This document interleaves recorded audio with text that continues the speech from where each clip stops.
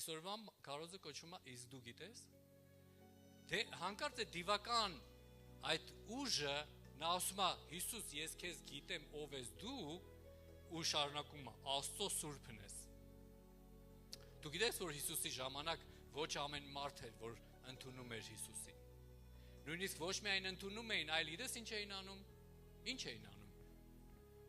Հակառակն էին խոսում, ասում էին դու ո՞նց ես քեզ համարձակվում Աստծո զավակ կոչելու։ Նա շատ ժամանակ Հիսուսը զարմանում էր մարդկանց անհավատության վրա, ինչի, որտեվ ասում է ինձ չեք հավատում, գործերին հավատացեք, որովհետև ես անում եմ այն, ինչ որ հայրն է անում։ Ոստեղ հանկարծ դևը ասում է գիտեմ քեզ։ Սա այնքան վիրավորական է որոշ հավատացյալների համար, որ իրանք Հիսուսին ծառայում են, բայց չգիտեն։ Իրանք ապրում են Հիսուսի համար, բայց Հիսուսին չգիտեն։ Ոչ թե չգիտեն ինչ իմաստով, անձնական հայտնություն չունեն Քրիստոսի մասին։ Ով է Քրիստոսը իրանց կյանքում։ Ով է Քրիստոսը մեր կյանքում։ Մենք կարող ենք թվել ով է Քրիստոսը մեր կյանքում։ Ու մինչև այսօր հələ դեռ ուզում ենք հասկանանք ով է վերջապես Քրիստոսը մեր կյանքում։ Հələ մինչև վերջ չի բացվել։ Ու հանկարծ այստեղ դևը ունի անձնական հայտնություն։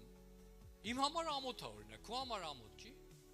Իմ համար ամոթ է, որ դևը ունի անձնական հայտնություն։ Ես կարամ նորից կարդամ, որ դու հասկանաս դա սովորական դև չէր, նայ գրած է։ Ինչ բան ունես մեզ հետ,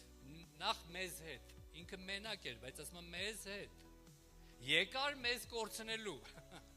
Բա էլի որ բա Հիսուսին նպատակներ եկել էր ինչ անելու, քանդելու սատանայի գործերը, ու ինքը այդ րոպեին ոչ թե ընդհանուր սատանայի գործերներ նկատի ուներ դիվական ուժը, այլ կոնկրետ այդ տարածքի վրա ասում է եկել ես մեզ կորցնելու, որտեվ ստեղ մենք ենք ստեղ նայում։ Թույլ տվեք այդպես ասել, որ դուք հասկանաք, եկել ես մեր հարցերը լուծելու։ Իրանք չէին ուզեն այդ տարածքը թողեին, բայց Հիսուսը եկավ, նա քարոզում էր,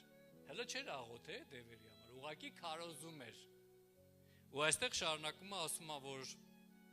մեկար մեզ կորցնելու, գիտեմ ով ես դու ու շարունակում է Աստծո սուրբը։ Դու պատկերացնում ես դևն է ասում է,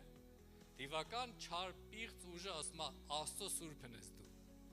Դու ես ինչա նշանակում Աստծո սուրբն ես, կոպիտ ասած Աստված ես։